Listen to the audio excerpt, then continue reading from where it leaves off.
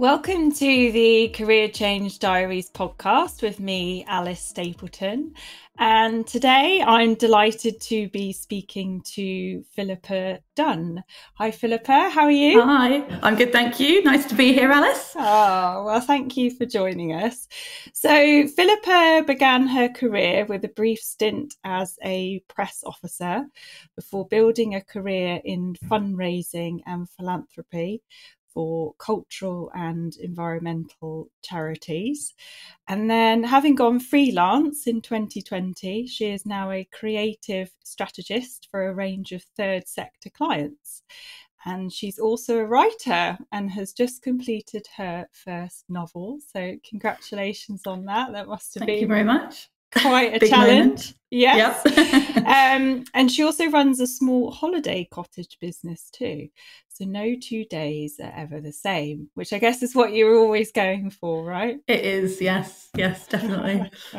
Well, it's really lovely to see you. So we worked together. How many years ago was that now? 2019, I want to say. Okay. Probably early 2019. 5 years ago. Yeah. Okay. Yeah. So I'm really, really intrigued to hear where you've got to and all the different parts of your portfolio career. I think it's going to be a really interesting conversation. So, first of all, tell us a little bit about your career up to the point that we first met then. So careers are funny things, aren't they? Because I was never the kind of kid who sort of had a vocational career in mind. You know, there are those kids that are like, I'm going to go and be a vet, or I'm going to go and be a doctor. And there are certain careers that at 16, basically, you have to make certain decisions about. If you're going to go into medicine at 16, you've got to do the right A levels kind of thing. I was never that kind of kid. I remember my dad saying when I was choosing my GCSEs, actually, I was a very academic kid and I liked all the subjects and I wanted to do all the subjects and the teachers wanted me to do all the subjects. And I remember my dad saying to me, Philippa, just do what you enjoy because it'll lead you somewhere that you enjoy, even if you're not completely sure where that might be.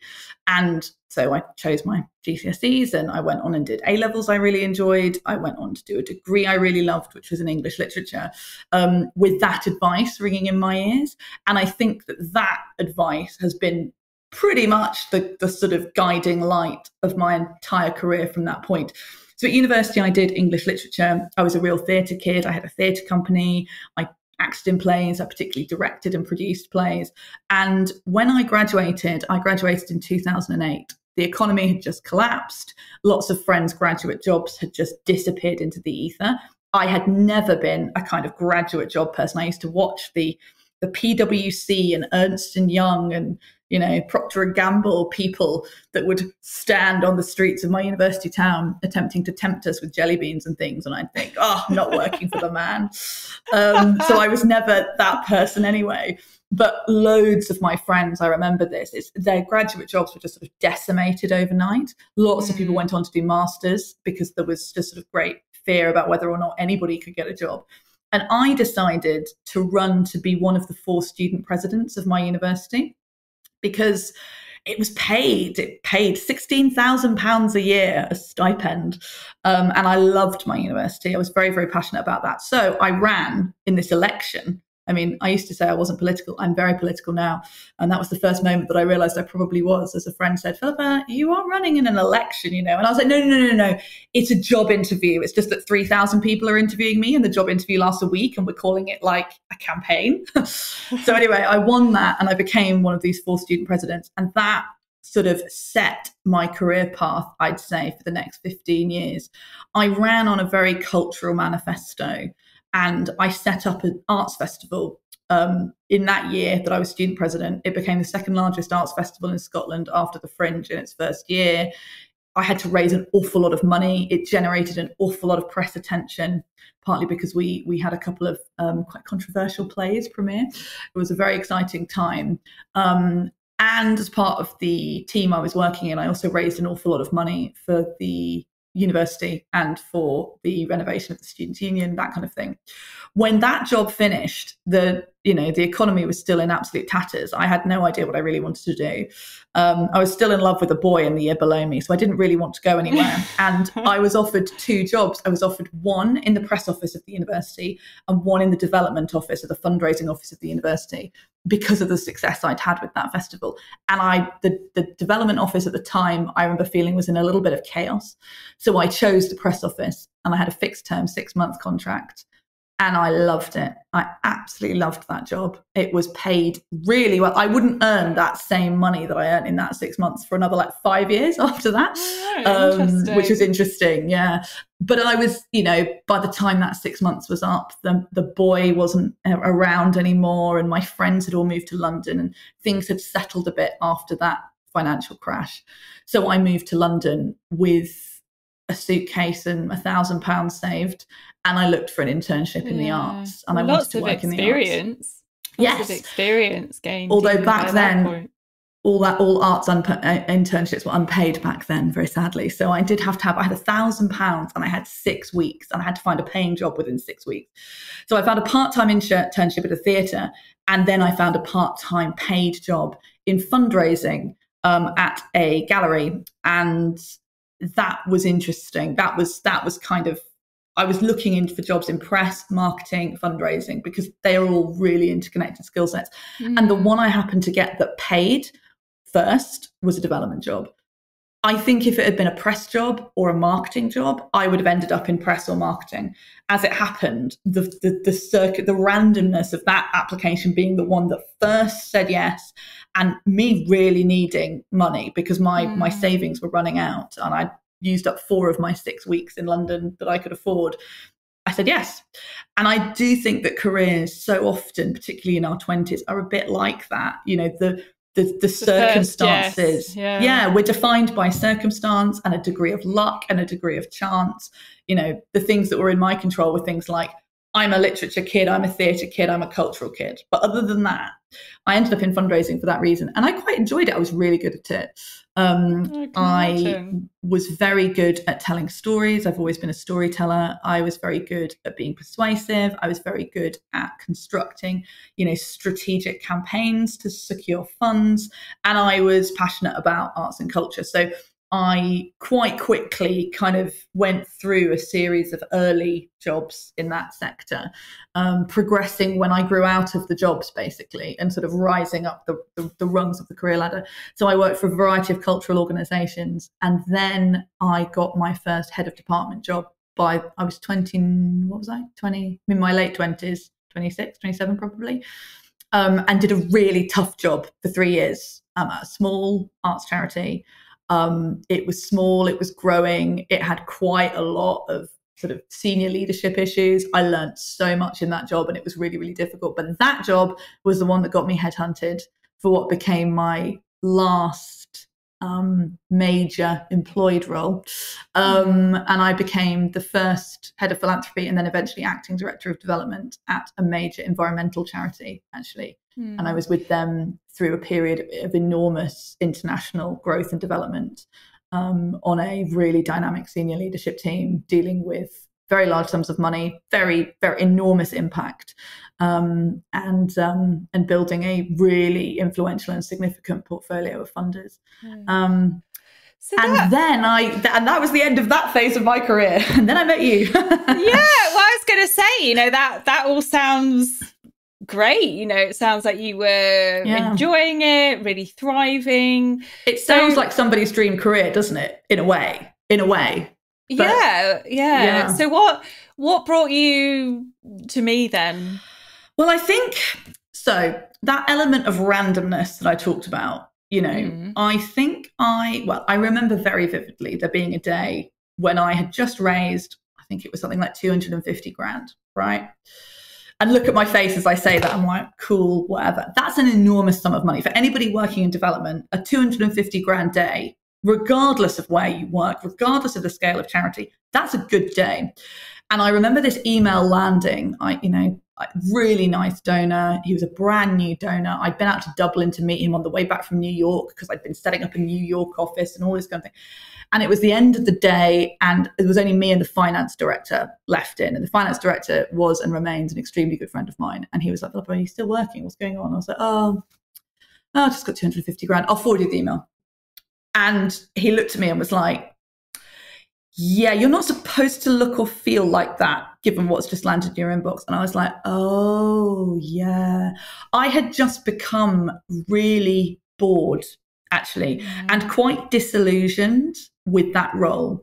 The more I'd investigated, particularly working in this very brilliant, dynamic environmental and legal organization that I was working in, I'd really had my eyes opened across that period of years to the problems that we were trying to deal with, the scale of issues, particularly environmentally and in terms of climate change, that I was working on. So many of those issues were bound up in a capitalist financial system that is no longer serving, essentially, those impact areas we were trying to work on. And I realized that philanthropy was partly propping that up. And I was a bit done with putting on my Kensington dresses, as I used to call them. I had a series of Hobbs dresses I would buy in the sale to swan off to meetings in Kensington. I was fed up of pretending to fit in with a rarefied, extremely wealthy crowd who, in many cases, were funding these amazing environmental initiatives off their philanthropic dollar, while in their day job absolutely creating the problems that I was trying to solve. And I was a bit like, oh God, am I sort of, so there was an element of that. I was becoming disillusioned with the function of my role, I think, within that particular industry. But I was also just bored. I'm the kind of person, and my early career absolutely demonstrates this, I just want to jump into something new, learn something, solve problems, create things. I want to build the sailing ship. I don't want to sail it. And I think that was an analogy that I kept coming back to. I want to find new ways of building the massive seagoing vessel. I have zero interest in sailing this beautiful vessel once it's done. And I'd reached a sort of plateau point, I suppose, where the only further things to learn and develop were just to get more senior and take more responsibility and get paid more. And I was like, but the job is really boring. I remember saying to a friend of mine, she's a very successful executive assistant. She's an absolute queen, this woman. She's amazing. And I remember her saying one lunchtime, she was like, "So Philippa, what you're saying is if an email lands in your inbox and you have to do something, but you don't see the value in doing it, you just won't do it." I was like, "Oh yeah, no, that's true." She was like, "What if it's your job to do it?" I was like, "Oh no, that doesn't make any difference at all to my brain." My brain's like, if we can't see the value in this, we are not interested.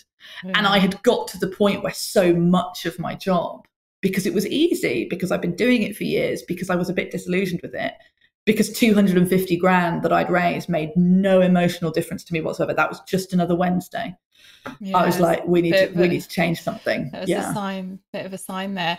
And I guess I imagine you looked at, well, what could I do elsewhere in this world, or sideways or upwards? Yes. And what were your feelings about those? So I negotiated within, the first thing I did was I realized, and another very good friend of mine at that job said, "You know, Philippa, the thing that you're really doing that's bringing value, sure, you're raising all this money, whatever, we'll put that aside.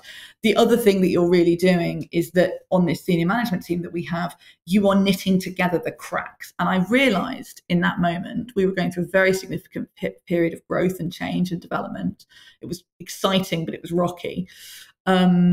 I was in this position in this organization in which I was pretty much the only person on the senior management team that had sight of three things simultaneously. One was where the money is coming from.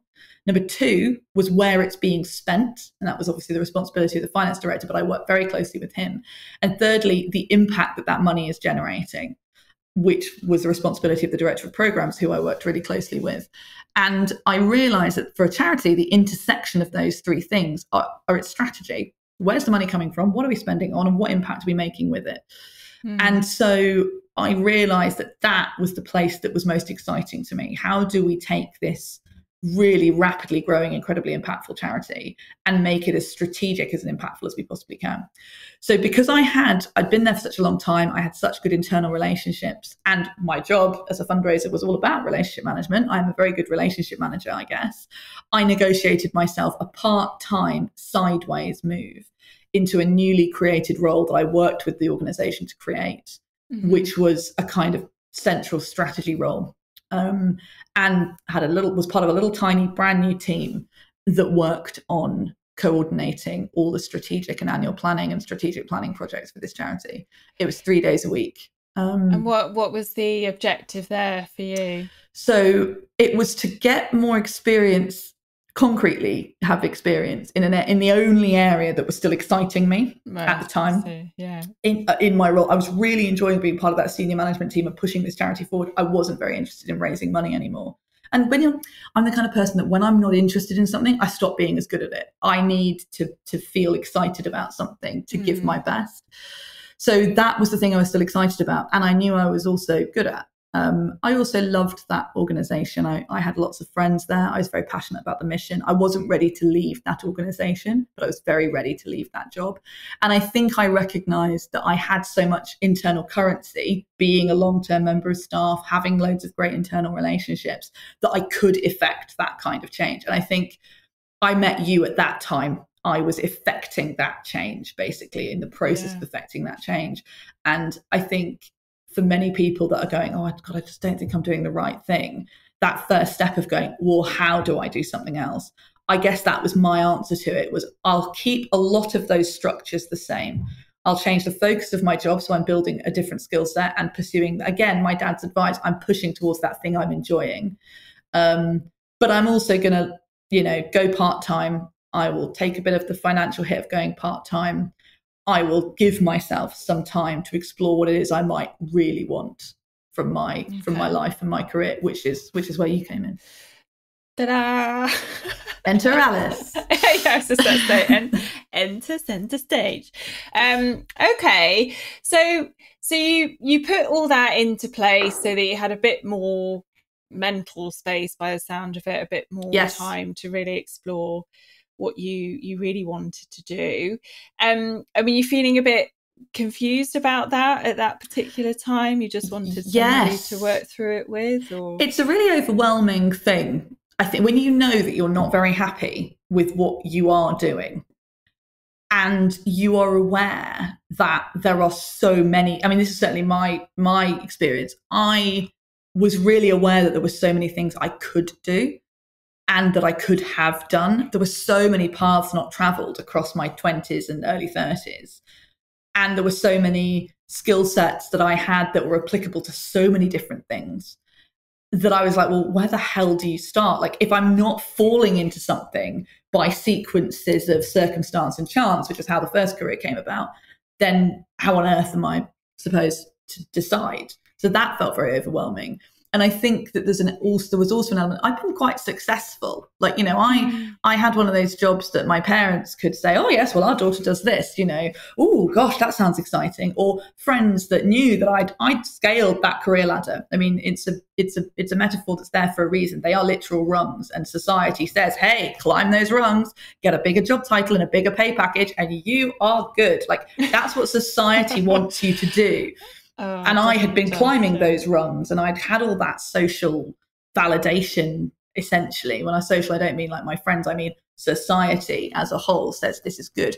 The idea of jumping off that ladder is quite a scary thing, because you've got to start reckoning with how you feel about ideas around success and how you feel about that kind of broader social validation. And that involves excavating all kinds of things about how you see yourself in the world, and that's quite daunting. So it felt like there was a lot to unpack, and that's quite hard to do on your own. And I guess coaching gives you somewhere to start, and I guess a particular framework and structure takes you from A to B ideally. So it's like therapy but for your career, isn't it? Like, that's what I used to say to people later. I was like, oh, it's like therapy but specifically focused on your career. Which I think and so much more about the future as well, not about like, let's delve into the past. Let's think about the future. Exactly. Yeah. So I definitely, and I think it was my boss at the time who said, oh, I've done career coaching in the past, I think you should try career coaching. That was really great. Yeah. Okay. So I know it was a while ago, but can you remember roughly, as we worked through the process, how it all started to come together for you? What those kind of key themes were that nudged you towards where you are now? It's so funny. So I remember one session we did, and so one thing I will say is anybody who's thinking about using Alice, I highly recommend Alice. So Thank you. I remember thinking like early in the process where we do certain exercises and I'd be like, what are these? Like, how is this going to work? And then I was like, oh my God, they really work. And I had two major moments that I remember from all the kinds of different things that we did. And the kind of, you know, it was a really brilliant framework actually for working through those questions, those, oh my goodness, I can do anything, so what should I do? And oh my goodness, like what is influencing me? And how do I pass my way through these different feelings that I have about success or about social validation or whatever. Anyway, one of them, I remember you did a visualization exercise. And I remember at the beginning, I was like, visualization exercises? Like, what? I'm not, you know, that kind of person generally. Yeah. Exactly. But I was like, all right, now I'm going to go with it. And and I was like, oh my God, mind absolutely blown, because it really worked. And it was something to do with like walking through a forest, and I was like noticing things. And then I think I came to a pool. Is this ringing a bell? Something like that. Yeah. And the upshot of this visualization exercise was that I had this absolute lightning bolt moment in which, you know, together you helped me see that I was very motivated by change. And I'd always said that, you know, I've worked in charities, I'm working in impact. I don't want to work for the man, I want to change the world. I was motivated by change. But you helped me see, and that exercise helped me see, that it wasn't change on a mass scale that was most motivating. It wasn't, you know, all the things I'd been working on in this environmental charity that was genuinely changing the world. It was change on a really individual level. It was change for an individual person that I found more motivating than this kind of mass scale change. And I was like, oh my gosh, okay, that is really interesting. I would never have told myself that. So that, I remember that sticking out enormously. And I still think about that sometimes, remembering the clarification of my actual motivations was game changing. And then another thing we did, we had that star. Do you remember the sort of star diagram that had the different aspects of your life? And I remember one session we did where you asked me to think about sort of what my ideal life might look like X number of years into the future. But it wasn't focused on my career. It was focused on, where do I live? What does my house look like? Do I have children? What does my garden look like? Where am I? In what environment am I? And then it kind of spanned out, because you reminded me that, you know, I'd been growing up in a way wonderfully, and I think a lot of millennials have this, you know, we were children of the 80s. Our parents had been through economic boom for many of us, particularly educated middle class kids. Our parents really did think that everything was always going to get better, and that our lives would just simply sail this economic wave of prosperity that they had just experienced out of the 70s and into the 80s. And of course, that turned out to be completely untrue for our careers.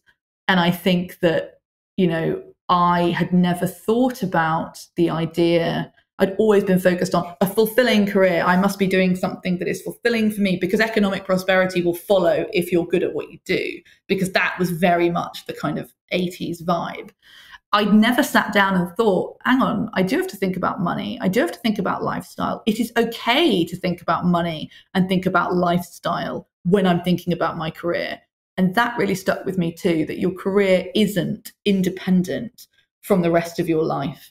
It is such a defining and integral part of the fabric of your life, because it determines so much about the way in which you live and how you're able to live and where you can live, all those kind of things. And I'd never, ever, ever thought about those ideas in relation to a career. That started to help really pass through all those, I could do anything, but what do I want to do? You know, that kind of thing. In what way? Well, because it started to become, what kind of life do I want to have? And how does that link in with all these different career ideas that I've got? Because by that time, I think I'd been able to rule out quite a few things that I knew I didn't want to do.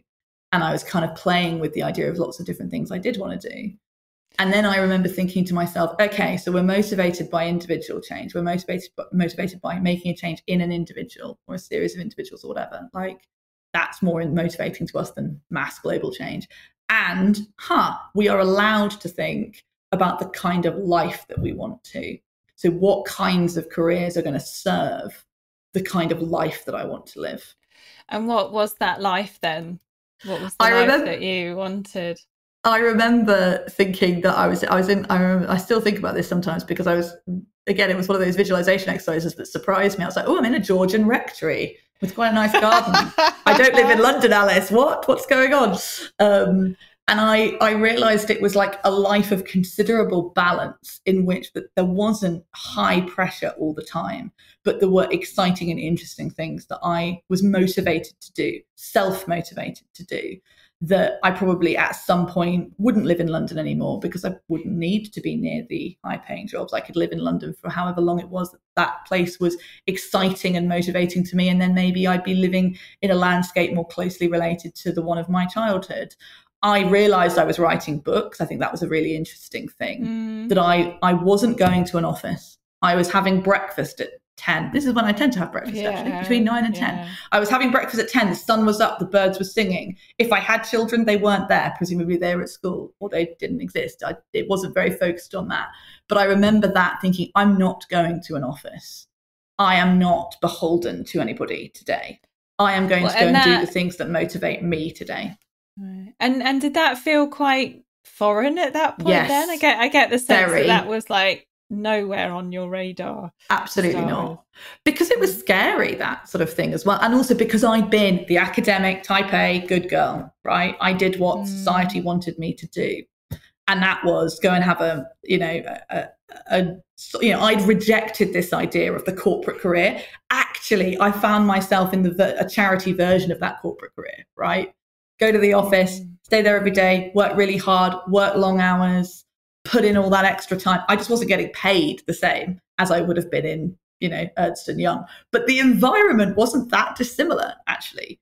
And I found myself in a place that was very, I was at that low level. I talk about this sometimes. I had that low level hum of anxiety by the end of that career, that it was never going to be finished. It was never going to be good enough. The problems would never be solved. The to-do list would never be done. So, my God, what am I, I'm doing this for the sake of doing it, am I? I kind of realized that those were things I associated with the corporate world I'd rejected. But actually, I'd found myself in a really similar kind of environment. They were not motivating environments to me, but I'd never considered an alternative, because the alternative that I thought existed was go into charities, do something impactful, change the world. And suddenly your program helped me see that change the world wasn't what I was looking to do. Changing people, perhaps I was looking to do, helping people. And that I wasn't looking for a career that was conventionally socially validating. I was looking for something that I found personally validating. So I think it was about realizing that I'd been playing the part of something that existed, this career that was very much about how others saw you, making careers, impact on a big scale, being perceived as being successful by a societal standard. And actually what I had to do was take that right down to something much, much, much more motivating and personal for me. Yeah. So there I am in my Georgian rectory, having breakfast at 10, about to go off and do something motivating for somebody. Amazing. It sounds brilliant. I don't live in the Georgian rectory yet. We haven't effected that much of a career change. Not yet. But what you said that felt quite scary in what way? So I remember going through quite a big process after we'd worked together, after I was effecting a different kind of career. And I was like, wow, I've got to unpack some of these perceptions that I've internalized. The idea that the higher rung of the career ladder means you're a more important person or a more valuable person somehow. Yeah. I know internally that I used to, my theory of management never involved that. I'd always say to my team, I'd be like, no, you're all the same size cog in the machine. My cog's just close to the middle of the machine. So if my cog breaks down, more cogs around me break down. Your cog touches less cogs. And part of my job is to keep your cog turning. But you're not less important than me. Like, your cog is exactly the same size. Like, you're all an essential part of the machine. I'm not more important. I'm just being paid danger money, basically. That was how I used to explain hierarchies in team structures to my team. So I've always believed that everybody is valuable. But I had also internalized that idea that you earn more money, you've got a bigger job title, you're doing better, right? And I had to completely decouple myself from those ideas. And I remember that was a scary process, because then you go, well, what will I mean You know, what will people think of me? Where will the money come from? What will I be? What will I be? Exactly. Will I have any value? And that felt quite scary. And then, of course, financially, it's quite scary because you are leaving. And I, by that time, was earning very good money, particularly for the charity sector, very good money. And you've got to leave the comfortable, known world for something that is new. And I think that it's scary partly because it's change. Change is scary. You know, we like to stay in our comfort zone, even if we know that the comfort zone isn't the best thing for us. That's why we scroll Instagram. We know we shouldn't be, but it feels comfortable, right? I had to somehow deeply uncomfortable at the same time. Yeah, exactly. Yeah, and that's how it kind of felt, that I knew that I needed to do something different, but it did feel scary to take the leap to do that, and that was such an important process, unpacking why. And in hindsight, I mean, I guess you've obviously navigated those fears. You know, what would you say has helped you manage those, overcome those, change your beliefs? You know, how have you made peace with it, maybe? Finding other people who are going through similar processes was really valuable for me. I had a couple of really good friends who were navigating similar, not identical, but similar moments in their lives at a similar time. And I remember realizing it was some of the tools that you'd given me too, that realization that actually there are lots of, you know, maybe I'm not thinking about, maybe I'm telling myself a truth that isn't actually a truth. I remember having a moment where I realized, okay, I'm going to be earning less money with this career that I want to build, but I will have more time. And actually, I value time more than money. Cool. That's good. That's what I want. I want to trade the money for time. And that is a valuable trade for me. And once I equated those two things, I was like, aha, yes, I do think time is more valuable than money. I do, you know, it chimed with my sort of way I see the world and my beliefs in the world. And I think realizing that I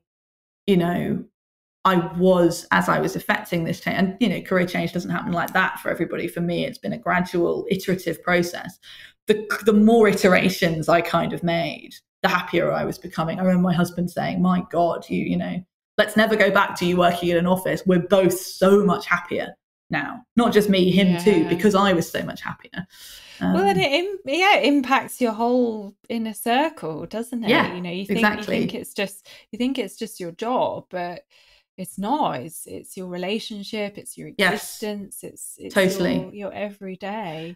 And I'd never thought of it like that till I did career coaching. I'd always had the boxes of my life, and actually, I had, by the end of that kind of corporate, in inverted commas, career, my job was impacting almost every element of my life, my marriage, my friendships, my time. You know, I was pretending that I was a happy person because society told me I should be happy because I was in this great job doing these great impactful things, but I wasn't happy. And it took me a long time to go, oh God, we're not very happy, are we? Do you know what I mean? So yeah. Well, and it's been so lovely. You know, I know you said you've built your career change over a period of time. It's been so nice getting these little emails from you, you know. Yeah, I send you little updates, different chapters. Yeah, exactly. Tick, I've managed to hit this milestone, that kind of thing. Or I think it might be really interesting looking back at those emails I send you, because I do send you them when in that moment I feel like I've hit a major milestone.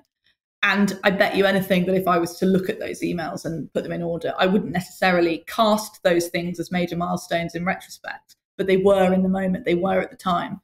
I don't know, I can't remember what they all are, but it has been I didn't just quit my job one day and start training to do something else. Tell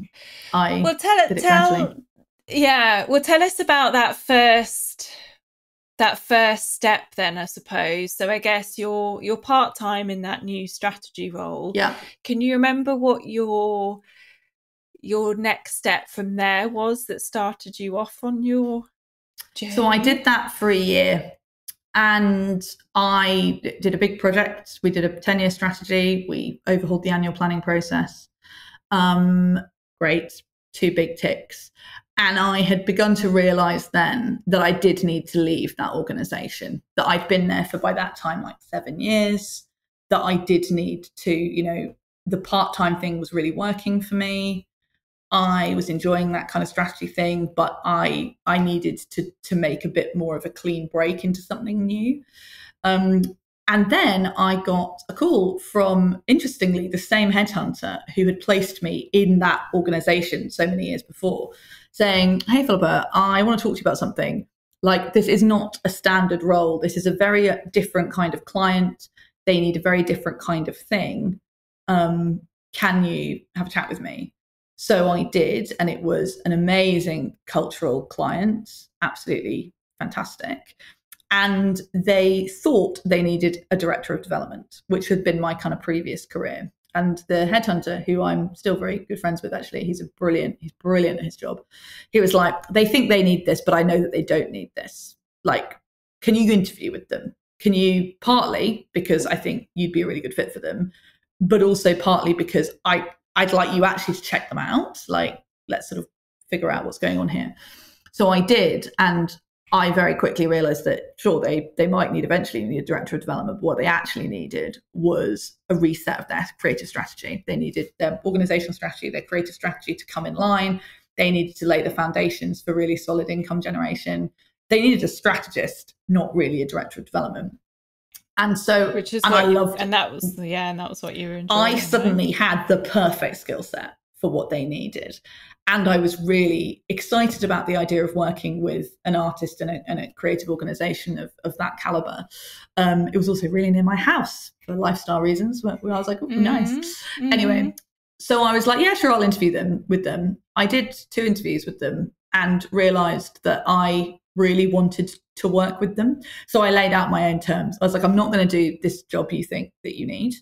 I don't work full time, but I will do this. And so I pitched them a package, basically. It was my first sort of, it wasn't a freelance job actually at the time. It was a PAYE job, but I negotiated it 3 days a week on the terms that I wanted and for 9 months as a fixed term contract to get them to a place that they would be in a position to hire that person they thought that they needed. And they were like, yes, please, let's do that. So I started working with them and I left my previous charity. So that was the next thing. So then there was this kind of door opens, opportunity seen, opportunity seized and shaped. And so for the first time, I was like, I will not just walk through the door that has opened. I will recognize why walking through that door is tempting and I will turn it into the thing that I want. So that was a very different thing from early 20s Philippa, who went, oh, yes, I can do this. Sure, I'll do it. Oh, it sounds exciting. You know what I mean? I was like, cool. Much more proactive. And much more conscious of my value, of the things I'm good at. And I'm now really clear on this. And I say this to anybody who'll listen. I'm like, be aware of what makes you valuable because it's not the same as other people. And as you're progressing in your career and you're building teams around you, what are you really good at? What are you really valuable for? Because you should be spending as much time as you can delivering the value that only you can bring, and other people in your team can be doing the things that they're most valuable at. If you're suddenly in a role where you're doing things that you're not the most valuable for, you'll start to be unhappy quite quickly. And I realized that had been what had happened to me in that previous career. So I kind of made sure I formed that role in a way that I knew was right for me and exciting for me. Started doing that, and then the pandemic hit. So I started working with them at the very beginning. Yeah, it was sort of very, very beginning of 2020. I remember being in a sort of major meeting on February the 17th, and just like I'd been there for like a couple of weeks, and the senior management team discussing, should we get hand sanitizer? And I was like, yeah, I think we should. Might need a bit more than that. Yeah, exactly. And then by March, we were in lockdown, and this was a performing arts organization. Like, it did lots of different things, but it had a major touring performance element to it. And this, culture was decimated. So what started as a 9-month contract turned into, I think I worked with them on a PAYE basis, either 3 or 2 days a week for 2.5 years, probably. So, and I still work with them. They're still my favorite and biggest client in my freelance career. And that's now, where are we? 4 years later, I'm still a really close part of their sort of ecosystem, and I absolutely love working with them. But the pandemic changed what that job looked like, and I rolled with it because I was doing something that was valuable and exciting to me, and it was on my terms, and it was part-time, so I could continue to explore other things that I was interested in as well. And I think when you and I worked together, we definitely realized by the end, I didn't want a new career. I wanted a portfolio career. I wanted to do lots of different things. And I definitely made sure that I constructed that role to ensure that I still had the time to do other things as well. So that was the next step. So how did you build it out from there? So by this time I was writing. I've kind of, writers have always written, right? That's what you ask any writer. Oh, when did you start writing? Oh, I was 6. I wrote a book about a rabbit. But I was writing very seriously at that point. And I had started in 2020, the novel. What were you writing? I was writing my first novel properly. Well, I'd written a novel before, but not like, it wasn't as, I knew this one had legs, basically. And I'd started exploring that book in 2020. I started writing it seriously in 2021. So I was taking writing seriously as a job. And that's something that I got from career coaching as well, actually, because I remember a session where I said to you, oh, Alice, I just can't wait to retire, because when I retire, I can do this and this and this and this and this. And you were like, Philippa, sorry, you've just listed like 5 things people do for actual money. What are you talking about? Why do you have to wait till you're 65? Why wait? Yeah. Why wait? And I was like, oh, because my mum waited till she retired, and now she's got, like, my mum has this great portfolio career in her 70s. And I sort of internalized the idea that you weren't allowed to do these things because they weren't what society, do you know what I mean? It was all that stuff bubbling up again. Not valuable enough. Yeah, exactly. Your face going, Philippa, they're real jobs. Do them now. So writing was one of them. I wanted to write novels. I knew I could. So I was doing that really seriously. And the other thing that happened around that time was that I came into some money, and I'd always wanted to invest in property. So I did. So I renovated a little cottage on the Devon coast, which I got for a brilliant price. I renovated it with my mum's help, and I turned it into a little business. And that was another really crucial pillar of being able to affect this change, actually, because I had this part-time job with a client I really enjoyed working with. And that wasn't always easy, that job. I mean, the pandemic was a very, very, very challenging period for every organization. But my skill set was the right one and was really valuable. And I loved that team, and I was very motivated by that. And I was renovating this cottage, which I was going to turn into a holiday let. I'd done a really, solid business plan for that. I'd got some investment in that to be able to make up the budget. And I was like, if this works, which I think it will, because I've done a really solid plan and I'm looking at my conservative estimates, will allow me an income of between £500 and £1,000 a month. That's enough to give me a pillar of stability that this freelance career I'm working towards. Because I knew I didn't want to be in a PAYE role for this one client forever. I knew that I wanted to move to a place where I was doing more diverse things more of the time. But that business allowed me the confidence to go, there will always be a pillar of income. Yeah. And that was also really fun. I was renovating a cottage. I was learning new skills. I was doing something really creative. I was doing interior design. Like, do you know what I mean? Like, again, it was all those other things that were stimulating my brain, and keeping me interested in everything that I was doing, actually. As my husband puts it, it's like when you're procrastinating from one job, you need another job to do that's more interesting than the thing you're procrastinating from. And I'm like, that's so true. I'll write a report for a client when I'm really fed up with chapter 5 of the book, or I'll suddenly have a brilliant writing day when I really don't want to do that, budget for a client or something like that. Do you see what I mean? And he's right, Yeah, you can switch between the different projects. Absolutely. Yeah. So that was kind of 2020. End of 2020 into 2021, I was sort of doing that cottage, and then that launched sort of. So what? And then you've been building out the freelance work at the same time. So I still work for that cultural client, and I'm doing some and now I do creative strategy. So I work on their sort of organizational strategy. I'll sometimes work on the creative development of certain projects or art projects. That might be so that they can be pitched to producers or co-commissioners, so that they can be pitched for funding. I advise on big funding pitches sometimes. I currently am doing a really fun, fairly major creative project for them that I'm really enjoying. Again, I am a really creative person, and that these roles allow me to utilize the skill sets that I really value in myself, which I love. And then I have a kind of wider range of clients that come from across the third sector. So quite a lot of cultural clients, again, environmental and social change charities. But I really like working. I've realized, I really like working with smaller organizations where that individual change, where you're working directly with that founder or CEO, and you can see, oh yeah, you think that often clients will come to you when they're like, we need to raise more money because of that background that I have and the thing that I'm sort of known for, I suppose. But often I'll be like, yeah, no, I'll see, actually, this is a major culture problem that you have within the organization, or, you just don't have a strategy. So the projects that I do, I work with charities they tend to be turning over between 500,000 and 2 million. They're in this kind of small to medium sized and growing, which is where lots of problems always arise. And I go in and I help them solve those problems. And I find that really satisfying. And where have you got that work from? Is that from your network or? So from the network, I've never had to hustle, which I'm grateful for, actually. I've never had to kind of like put myself out there too much and really hustle. Some of it's from my network, the existing network that I'd already built across that career. People that know me will go, oh, Philippa, you could help me with this. And jobs lead to other jobs. So, you do a project for a client, they really like it, they'll tell somebody else. So quite a lot of my clients have been referrals from existing clients. And then that headhunter that I was placed with all that time ago, who introduced me to that, major artist who's become such an important career collaborator for me.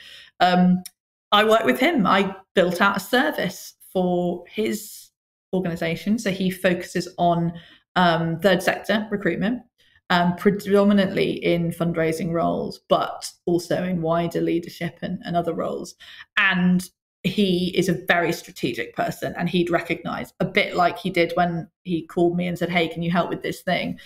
We realized that there were a lot of organizations that were coming to him who said they wanted one thing but actually needed another, who were actually dealing with other internal issues or strategic issues or board issues, whatever it might be, that were holding them back. And that recruiting the thing that they thought would solve their problems would not solve their problems at all. So I work with his clients and get referred to his clients to do that. So quite often I'll go into a charity for, say, 3 days. It's my kind of standard. I'll work with their senior management team. I'll figure out what's going on. I'll talk to them about what it is they're looking to do. I review things like the strategy and team and culture sort of things that they have in place.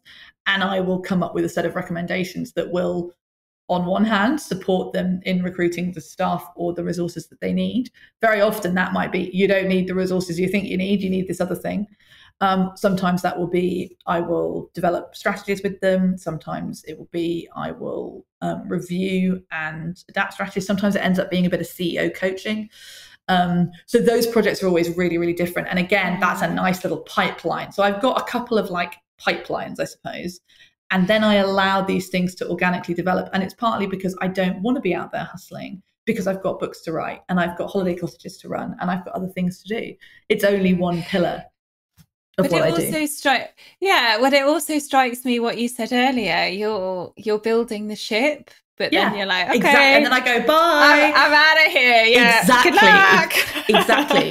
So it's exactly the things that I find most motivating. I've no idea if that charity will go on to take the advice, internalize it, hire the right person, go off and make global change.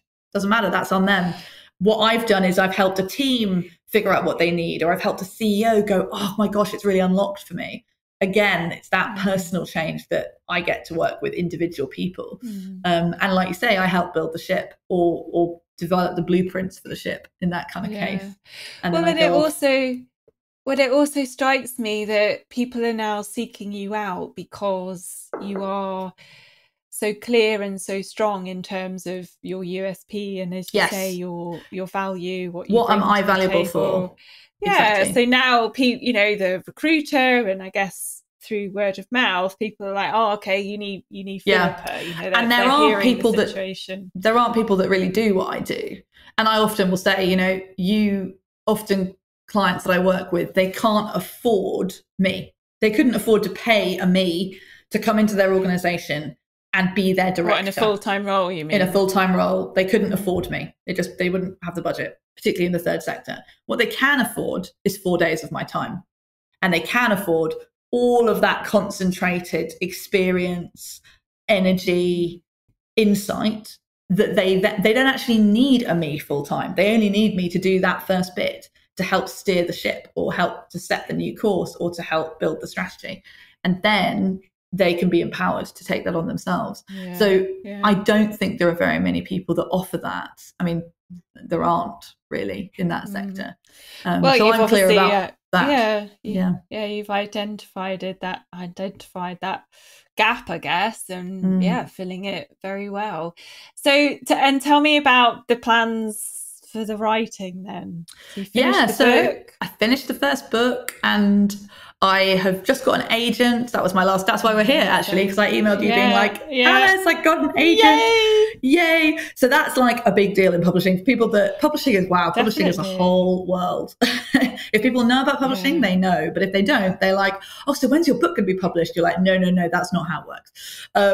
So once you have written a book, if you are a debut novelist, you have to get representation. That is how you get books to publishers. You can't just send your book to Penguin and expect them to publish it.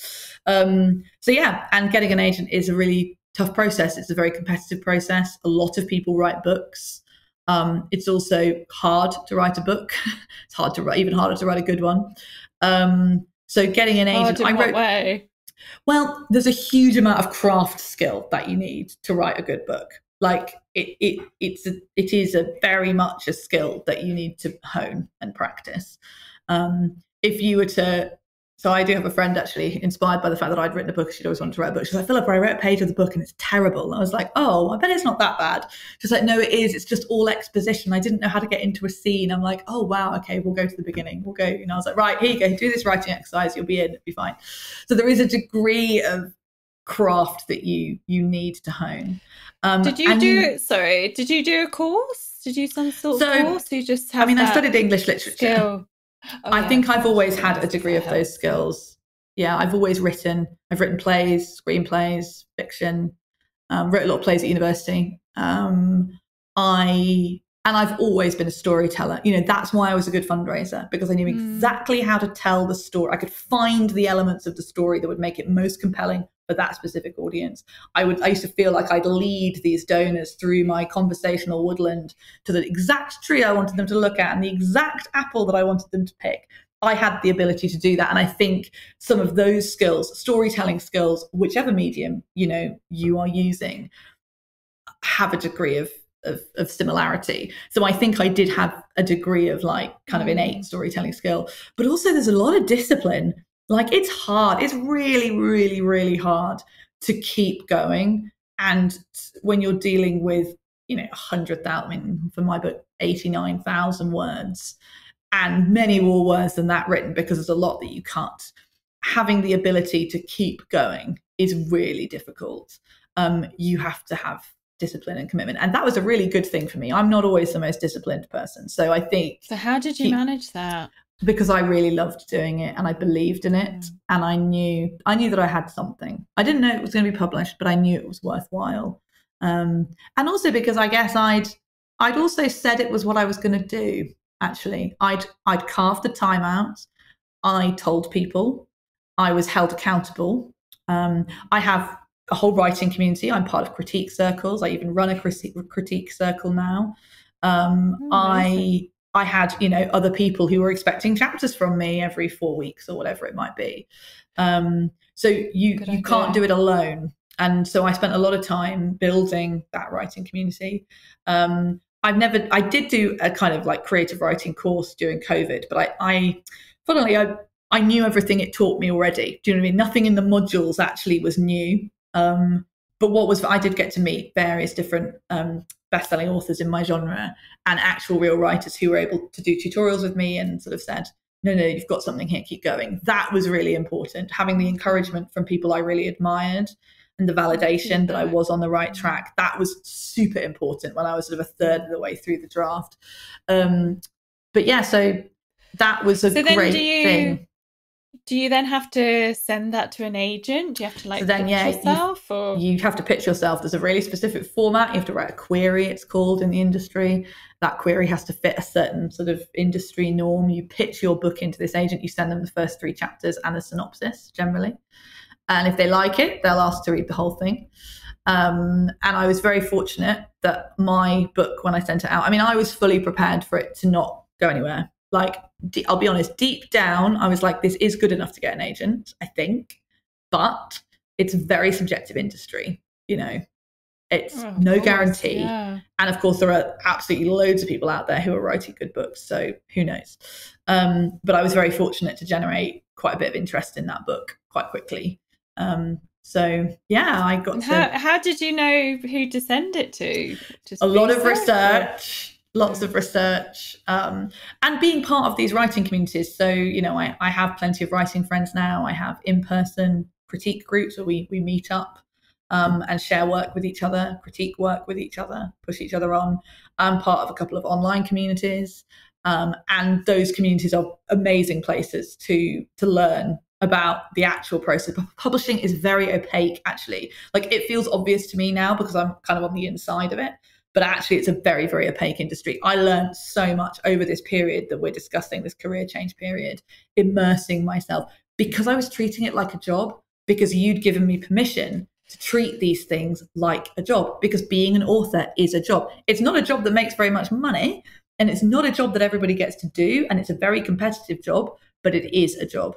So I decided to treat writing like a job, even if it wasn't paying me anything. But I was carving out that time in my week, and I was treating it like a professional part of my life. Yeah. Because I was doing that, I was immersing myself in these communities. I was going out and finding this kind of professional information. So yeah, you do a lot of research. You have to identify the agents that rep what you've written, that you think would be a good fit. You pitch them. And then if you're lucky, and I was lucky, they then pitch you to represent you. I was going to say, what's the next step then? They pitch you to publishers? Yes. So once you've signed with an agent, you work with them to create the best possible submission package that you can get, which might be, it's the manuscript, but it might be some accompanying materials as well. And then they take it out to editors at publishing houses, and then an editor at a publishing house or an imprint will buy it, hopefully. No guarantee. Once again, there's no guarantee at the next stage either. But getting an agent is a huge step forward, and has professional, has validated that side of my, as a side of my career. This is no longer something I do in a professional manner, but it is now something that is, I guess it's that validation, right? The industry has gone, yes, you're in the club now. Even if this book doesn't get published, maybe your next one will. So so that goes out to validation. And validation is always very important to us. It is important. And I think I didn't realize until going through some of this process how important it was specifically to me. It is something that I find very motivating, is validation, being told you're on the right track. Yeah. Well, we're only human. I think we all need a degree of validation and reassurance. So. Pats on the head, as my husband calls it. Yeah.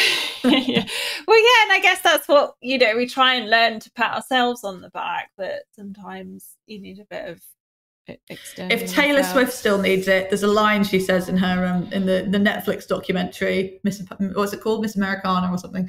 Anyway, I was watching that and I was like, oh my god, Taylor Swift feels the same way. Taylor Swift needs pats on the head as well. If Taylor Swift needs them, then I think we all need them. Yeah, exactly. So, we all have these innate needs. So okay, well, congratulations on that. That's very exciting.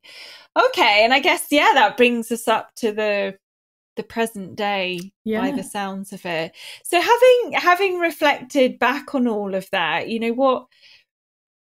what are your thoughts and feelings about the journey that you've been on? I'm so grateful for it. I really am. Like, I am so much happier now than I was. My entire life looks completely different. Even though with some of those freelance clients, I'm using lots of those same skills I used to use in the other career. The way I'm using them, the structure and the way that I'm using them looks completely different. I have a real creative life now, and I see myself as a creative. I have always been a creative. I set up an arts festival at 22. I had a theatre company. For some reason, I let all that take a back seat in my 20s and early 30s. Because I was on the career ladder, I was doing what I was supposed to be doing. I'm so grateful that I've let that very fundamental part of me take center stage again. That's really, really important to me. Yeah. And I'm grateful that I did that when I did. You know, I think that our 30s are a really important time. We take stock a little bit in our 30s, as we've gone, oh gosh, I've been doing this for 10 years. Am I doing the right thing? And well, I'm and so just, grateful. Well, and the acknowledgement that there's still time. You know, I have Yes. some clients, they're, 24, 25, and they're saying, oh, maybe I've left it a bit late. And you haven't, So, it's, and the other thing I realized, you don't start again at the beginning. And this is a really interesting thing. So this is completely random. I don't know if I've told you this actually, Alice, but because I'm a freelancer and can run my own time, I had the opportunity to teach for a term and a half over the last academic year. You did mention that. I think I did email you, didn't I? Because a friend of mine, very, very close friend of mine, was one of the deputy heads at a girls' school in Guildford, and they needed a maternity cover. It was a very tricky period of time. It was a term and a half.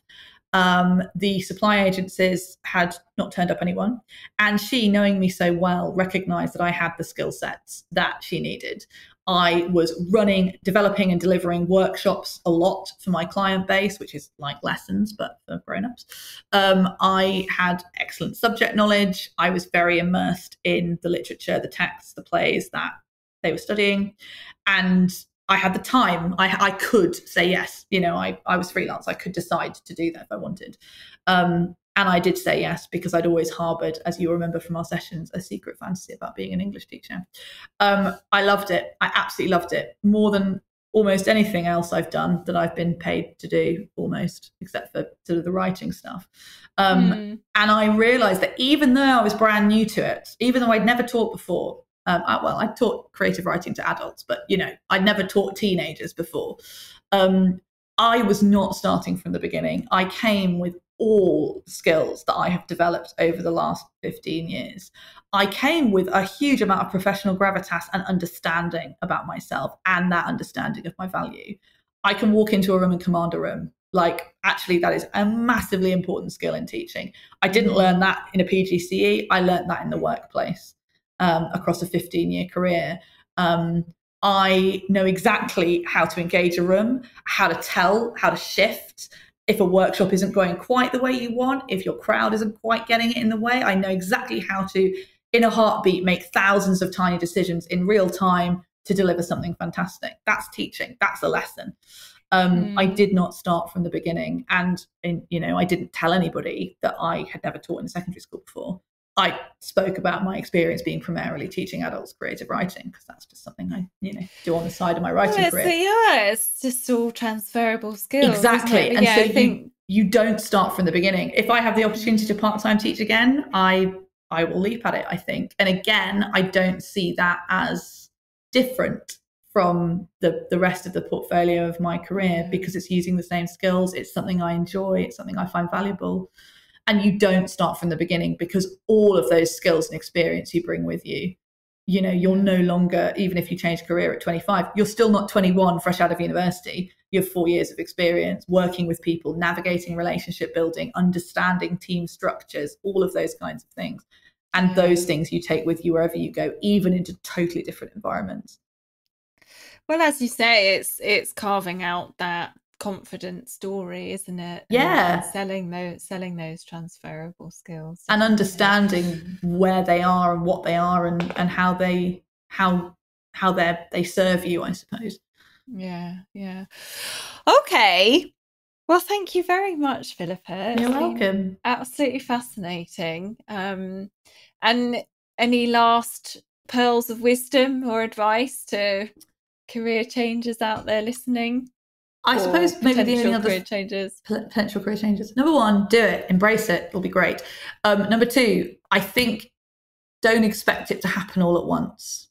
Like my journey is very much a stepped journey, safe step by safe step by safe step, that eventually kind of takes you into what looks like a very different life. It might look like that. It might not be, oh my gosh, I'm going to quit my job today and suddenly be a baker tomorrow. That might be the way your journey looks. But if it doesn't look like that, it's still worth pursuing. And change, even if it happens gradually, is really valuable. And in many ways, if it happens gradually, you may learn even more across that process. There's no quick fix, I suppose. It does require time and investment and effort, but my goodness, is it worth it? So yeah, definitely. Go for it, guys. Well, and I think I always say, it's those transitions, they are your career. Yes, my God, yeah, totally. You kind of, I think we get this sense that, it will take ages, i.e. I won't get where I want to be for however long, but we sort of forget that in order to get there, you're going to be going through steps of your career anyway. Exactly. If that makes sense. It's sort of moving away from that, I'll only be happy when.